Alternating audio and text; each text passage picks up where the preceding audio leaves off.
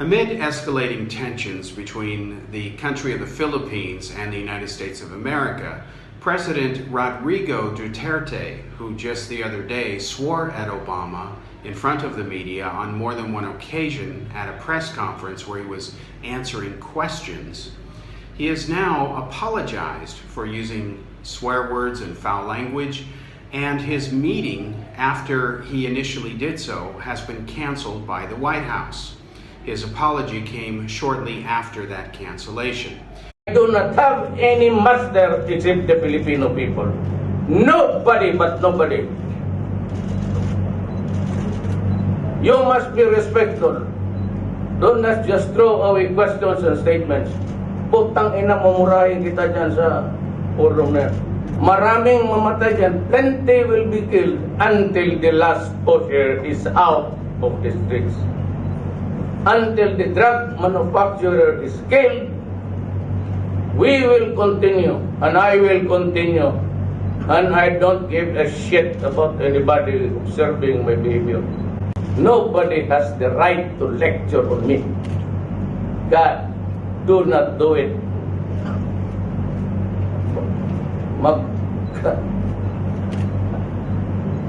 Gusto mo, the right word, magkapabuyan tayo doon. Ginawa mo sa akin yan. I do not accept that proposition that anybody is superior than me. Originally, American President Barack Obama and him were supposed to meet in Laos, Cambodia, but that meeting again has been canceled by the White House. President Duterte has expressed regret for his use of inappropriate language, and the Filipino leader and the White House will somehow sort this out over time.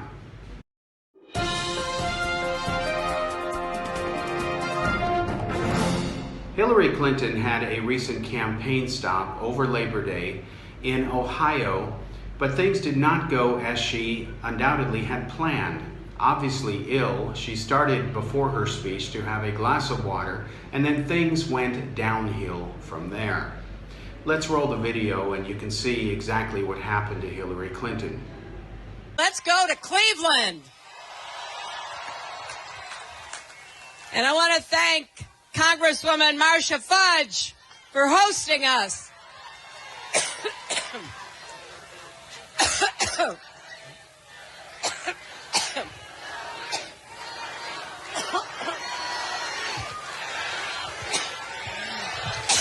I've been talking so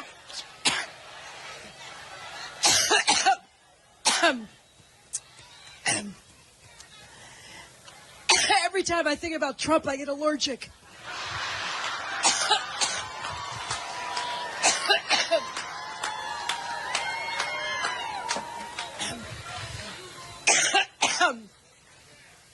Boy, we have 63 days to go.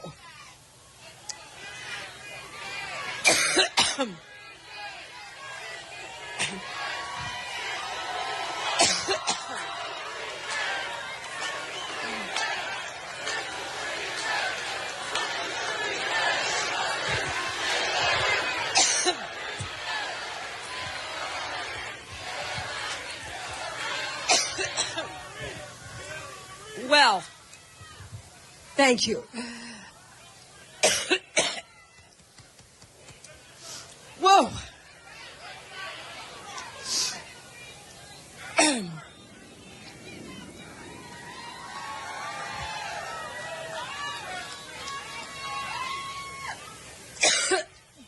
Well, you just heard the next vice president, didn't you?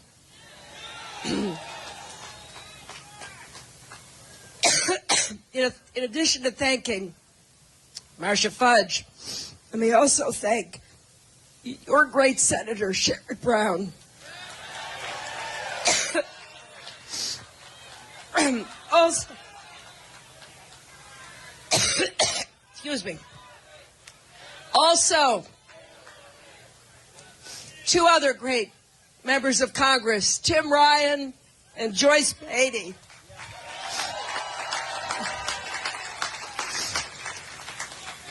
and your mayor, thanks to Mayor Jackson,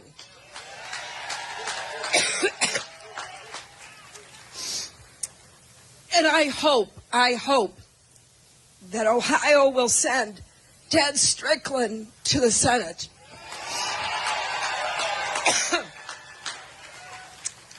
Now, behind me are some of the great labor leaders in our country.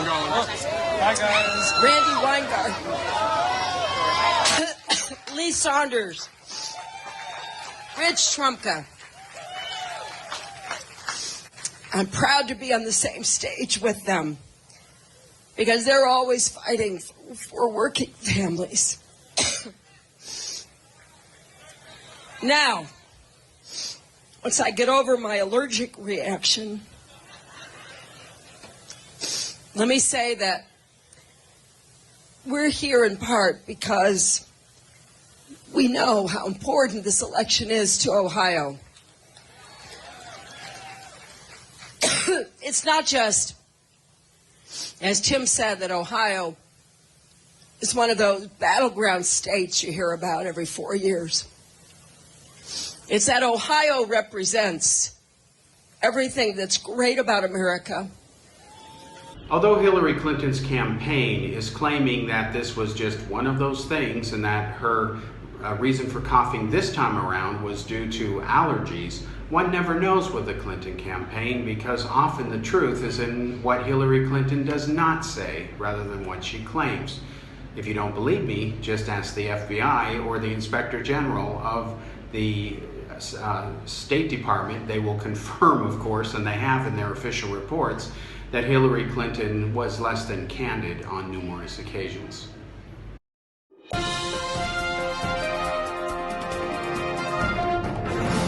The G20 summit in China is now over. China, of course, rolled out a spectacular set of eye candy for the world leaders to take in.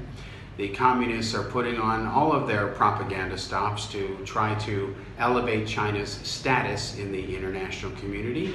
And while this is all predictable, what also happened is, not coincidentally, its only ally, North Korea, meaning China is the only ally of communist North Korea.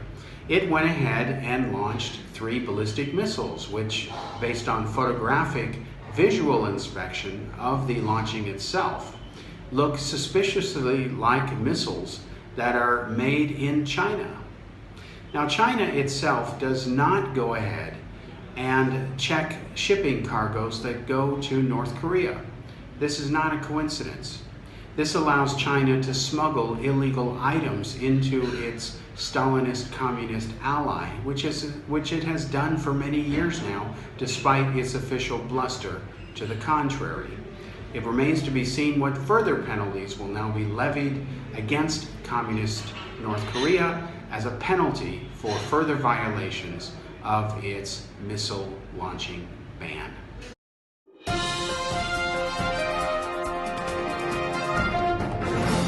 While the G20 summit is important, world leaders do get together and they actually do manage to get things done on occasion, not always though. What is more important for American President Barack Obama is his efforts in Laos, Cambodia. The reason has to do with rebuilding trust with that country as well as basic humanitarian grounds. To be blunt about this issue, the United States, for its past behavior, owes Cambodia a lot.